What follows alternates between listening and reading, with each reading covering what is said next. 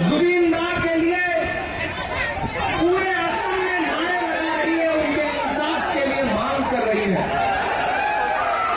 बेदारी वालों, ये इलेक्शन जुबिन दा के लिए इंसाफ लेने का इलेक्शन है। वो दोनों तो वही खड़े हैं जो जुबिन दा के इंसाफ के लिए पूरी कांग्रेस पार्टी के साथ डिमांड कर रहे हैं।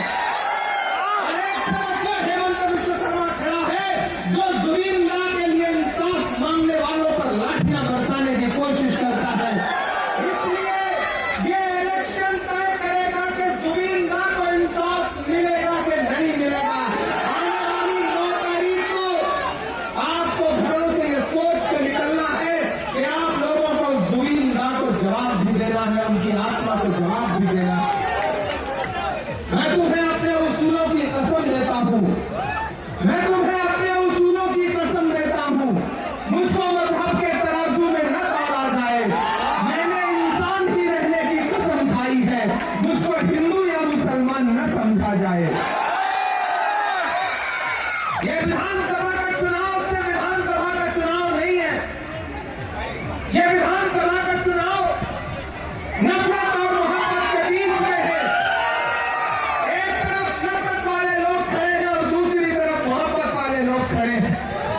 एक तरफ वो हेमंत विश्व शर्मा खड़े हैं जो दिन में 24 घंटे सिर्फ और सिर्फ हिंदू मुसलमान की बात करता है। अगर वो हिंदू मुसलमान की बात न करे तो उनको खाना नहीं हजम होता है। और दूसरी तरफ वो गौरव गोगोई खड़ा है जो मोहब्बत की बात करता है, जो राहुल गांधी का सिपाही है। ताकि मैं आपको मुबारकबाद दूंगा, जिधर नजर दौड़ाइए हजारों हजार लोग हैं। यहां जितने लोग मौजूद हैं, अगर इतने लोगों ने आपको वोट दे दिया तो आप कम से कम 1 लाख वोट से चुनाव जीतने जा रहे हैं। क्योंकि यहां 1 लाख से ज्यादा की आवाम मौजूद है।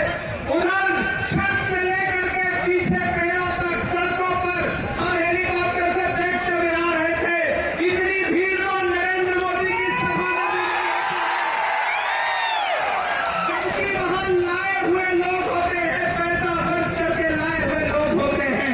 लेकिन यहाँ बाका बेदारी में कांग्रेस की रैली में इमरान खुदा के लिए, जाकिर हुसैन सिकदर के लिए आज जो ये लाखों लोग आए हैं, ये बिना पैसे वाले लोग हैं। ये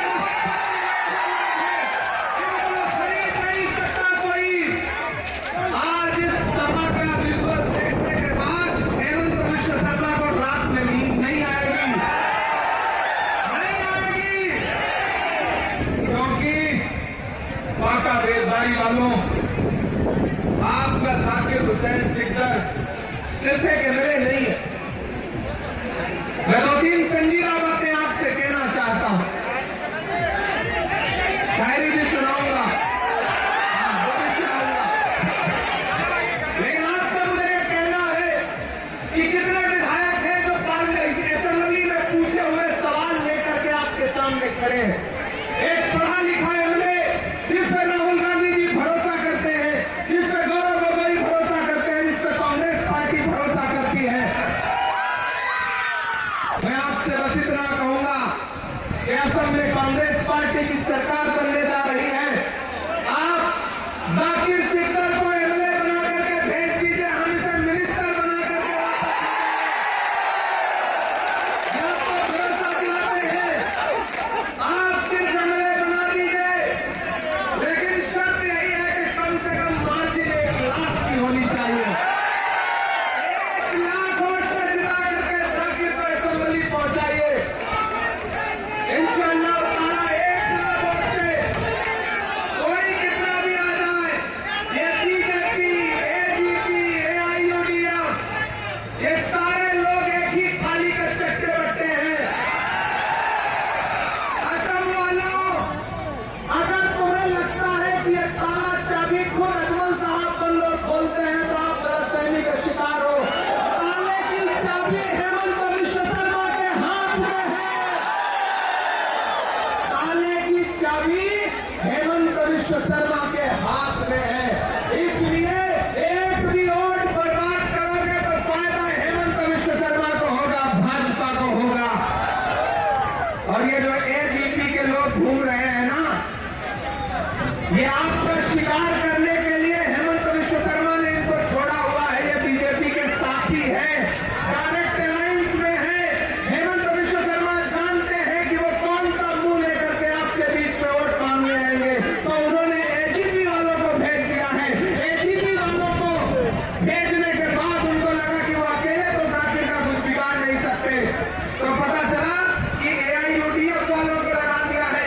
जब लगा कि एआईयूडीएफ वाले भी कुछ नहीं कर पाएंगे, तो वहां दूर से एक साहब आकर के नारा लगा रहे हैं आपके बीच में। आप जानते हैं मैं किसकी बात कर रहा हूं। ये सब बीजेपी की सरकार बनवाने के लिए आए हैं।